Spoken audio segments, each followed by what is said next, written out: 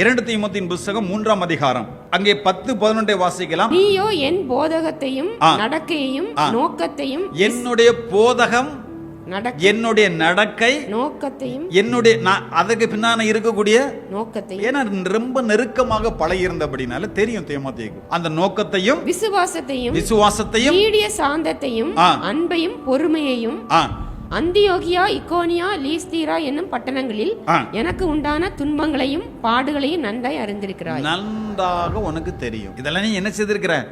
பார்த்திருக்கிறாய். படிப்பினை பரிசுத்தவான்கள் நாம் ஒருவருக்கொரு நம்முடைய வாழ்க்கையில் சில படிப்பினைகளை தேவ பிள்ளைகளாக இருக்கிறோம், ஆவிக்குரிய அனுபவங்களை கற்றுக்கொண்டு அதில் வளருகிற நல்ல முன்மாதிரி பாடங்கள் மற்றவர்கள் என்ன தெரியுமா செய்றாங்க?